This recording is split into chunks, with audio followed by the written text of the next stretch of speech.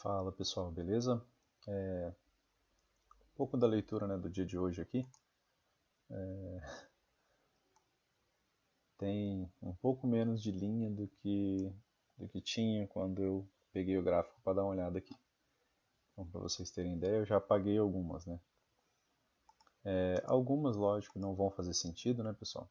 Até deixei aqui para vocês, né, verem, né, que na verdade, assim, a gente precisa buscar algum tipo de contexto, né, para realizar as operações, né?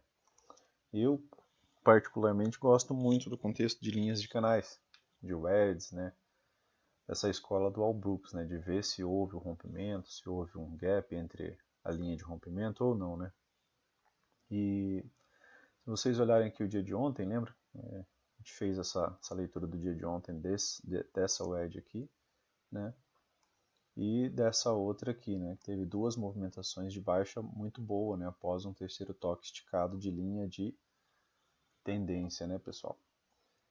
E o dia de hoje, né? Aqui dentro da questão da abertura, né? Deixou aqui um toque, né? Um segundo toque e um terceiro toque aqui nessa região, né? Fazer o mesmo exercício da outra vez, né? Que a gente marcar aqui, né? Aqui também foi um micro, né? Uma micro wedge, né? Num minuto. Aproveitar e já marcar essa outra região aqui, né? Um toque, um segundo toque, um terceiro toque aqui, né, pessoal? Aqui, dentro de uma lateralidade, né, foi um bom ponto de compra, né, foi bem interessante. Outra coisa já que eu já queria demonstrar e destacar aqui com vocês, né, essa região de briga de volume. Né. Dá uma olhada nisso aqui, né, pessoal. O preço ele chegou exatamente até essa região e teve uma reversão. Outra região de briga de volume, né, o preço chega nessa região e mais essa outra região aqui, tá? Então lembrem que isso daqui atua como suporte e resistência, principalmente quando vocês tiverem, né, médias flat, VWAP cortando os preços, né, as demais médias cortando o preço. Tá. Leitura de hoje, pessoal. Abertura aqui embaixo, né? Afastado das médias móveis. Para quem viu o vídeo de médias móveis, né, as médias móveis muitas vezes elas atuam como ímã, né, como magnetos, como o Brooks fala. Aqui, pessoal, dentro da abertura você não tinha alinhamento nem para compra nem para venda, né? Você tinha as três médias próximas, né, nos 5 minutos. Então, se você faz uma compra aqui, esperando que o preço volte às médias, é uma compra inteligente, né? Por quê?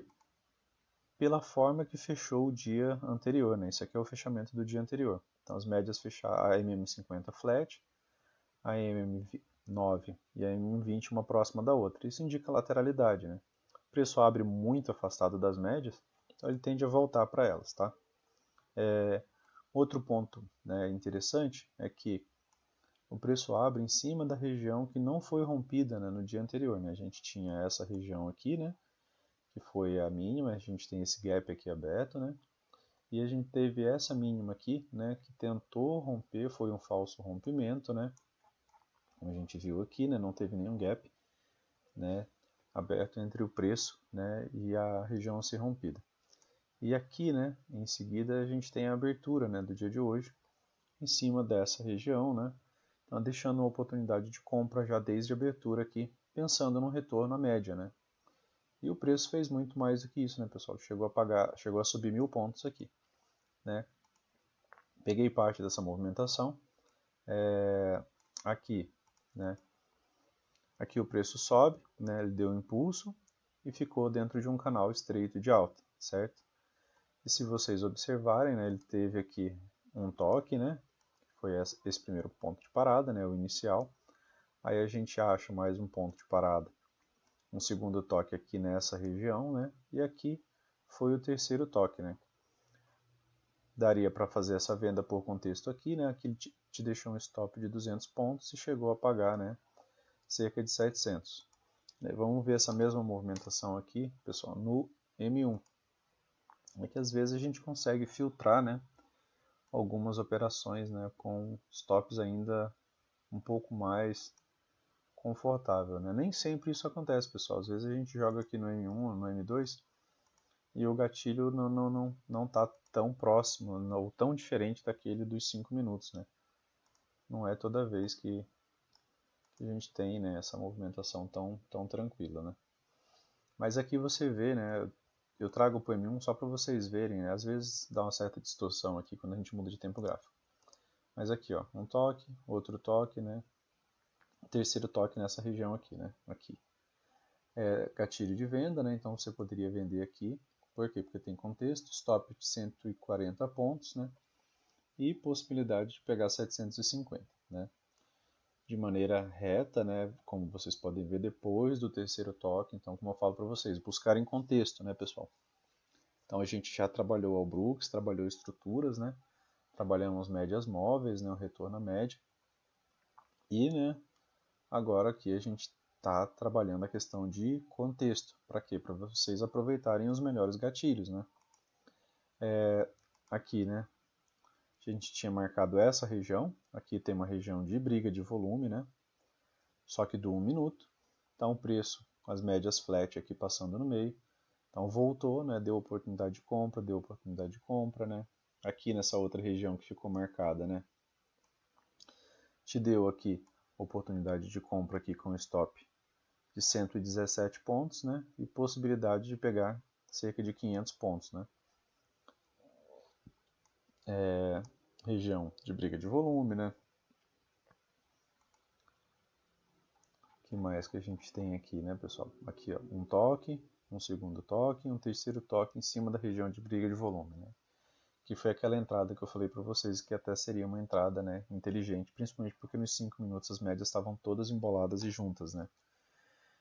Esse é o real cenário, né, que você vai ver, né, falhar, né, rompimento, né? Olha só isso aqui, né? Deixa eu dar um zoom aqui para vocês visualizarem um pouco melhor ainda. Olha isso. Você tinha a 20, a 9, a VWAP, a 50, todas elas juntas, né, uma próxima da outra. Então, a possibilidade disso daqui romper seria bem difícil, né? E ainda se isso daqui fosse rompido, ainda teria essa região de briga de volume aqui embaixo que provavelmente seguraria o preço, tá? Aqui você teve a possibilidade de novo, né, de pegar essa mínima, né, uma puxada, duas puxadas, três puxadas, né? O preço rompe um pouco, volta e fecha dentro, né? Próxima barra, né, reverte, né, faz uma reversão de duas barras, né, e ainda assim pelos 5 minutos você ainda tinha a possibilidade de pegar cerca de 500 pontos. Aqui, né, pessoal, você tinha essa máxima, o preço vem e faz uma nova máxima. Se você ligou essa máxima a essa máxima, você teve o preço chegando num terceiro momento aqui, em cima ainda de uma região de briga de volume, né? Então, somando um pouco as coisas, né? Você tinha um toque, dois toques, três toques, né? Contexto, né, pessoal? Um toque, outro toque, né? Reversão de duas barras, gatilho, né? 2 minutos, gatilho de 181 pontos, né? E 570, né? De possibilidade, né? Até onde a gente consegue segurar o trade aí já precisa de um outro contexto, né? Aí a gente pode utilizar espelhamento, né? Rompimento de pivô, né? Aqui ele chegou, né, praticamente no exato segundo alvo, tá? Beleza, pessoal? Mas a maior parte do dia, principalmente nos 5 minutos, né, se enquadrou dentro de lateralidade, né? O preço até se afasta, por isso que os edges são importantes, né? Nesse contexto aqui, principalmente, porque não é tendência, né, pessoal? Acaba sendo uma lateralidade. Mini dólar, né, pessoal? Mini dólar, uma puxada forte, né? Um canal, né? Impulso, canal, né? Spike and Channel. Depois, uma nova puxada forte, né? O preço volta, se afasta bem e chega de novo, pessoal, mais uma vez, né? Em uma região, né, de terceiro toque de canal afastado das médias e chegou forte, né? Ele não chegou devagarzinho com pequenas barras acompanhado pela média, né? Que é uma característica de movimentação com rompimento, né? Aqui, né? Vou marcar essa região só para a gente dar uma olhada aqui, por exemplo. né, em alguns momentos compensa a gente pensar, né, em alguns filtros, né, por time frames menores. Por que compensa? Porque a gente consegue pegar stops menores. Não é para operar o dia inteiro num minuto, mas, né, por exemplo, aqui, né, você tinha, né, a possibilidade de entrar, né, vendo o contexto dos 5 minutos no stop de 4 pontos, né, e possibilidade de pelo menos 21 inicial, né, pessoal? Depois o preço volta, deixa um fundo mais alto, né, aí a gente pensa na questão de estrutura, né, porque o que o preço vinha fazendo? Topos, né, e fundos mais baixos. Aqui ele ainda deixa um topo mais baixo, porém, né, o fundo ficou mais alto, né. Depois ele vem e faz um fundo duplo, né, ainda depois de ter quebrado essa estrutura de baixa, né. E aí você teve, né, nova oportunidade, né, de pegar bons pontos para cima, mas sempre pensando, né, pessoal, na questão de contexto, né, a gente não consegue fazer nada sem ter um porquê, né. Quando a gente tem um porquê mais tranquilo da gente entrar no trade, segurar o trade, conduzir o trade, né. Você tem um fundo duplo, por exemplo, na mínima do dia aqui, né, que já havia tido, né, pelo menos 2 pontos de paradas iniciais, né, então você sabe que nessa região aqui há interesse, né, comprador, né. Não é tão, pelo menos para mim, não chega a ser tão bom quanto uma wedge, né, mas se fosse uma wedge com fundo duplo aí para mim seria ainda mais interessante, né. Por exemplo, se o preço chega aqui, né, embaixo aqui próximo dessa região aqui, né, de fundo duplo, né. Não foi o que aconteceu, mas depois teve uma movimentação de alta, né, muito boa, né, vindo testar, né, essa região de topo, né, aqui do dia anterior, né.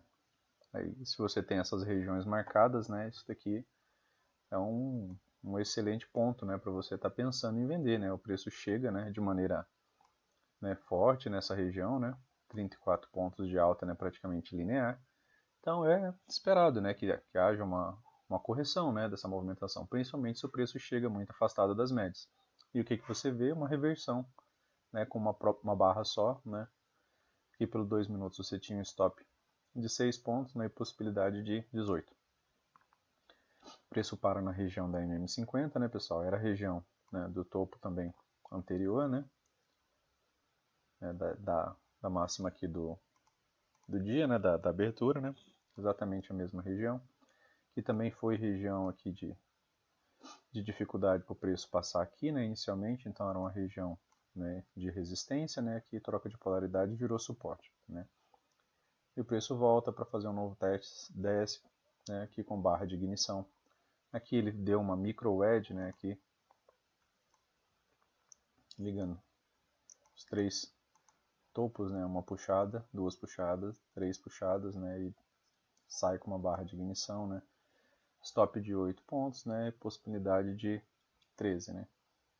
Então a gente sempre tem que estar pensando no risco retorno, né. Às vezes não era tão interessante esse trade, pelo menos se não tivesse esse contexto da wedge, né.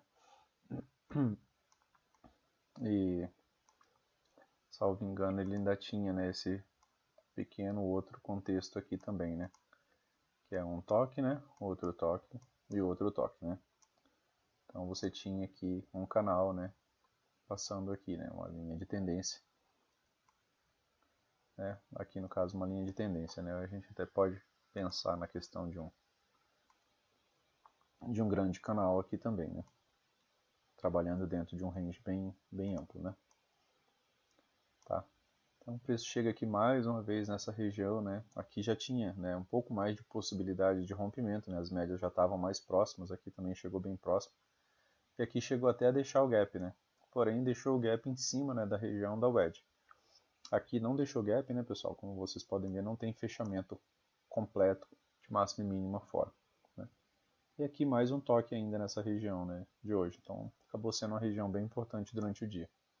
Então, se você deixa algumas marcações, às vezes, do dia anterior, né, acaba tendo algumas vantagens, né, sobre outras pessoas que estão com gráfico puro, limpo ali, né, sem fazer marcação nenhuma, né, pessoal? Beleza?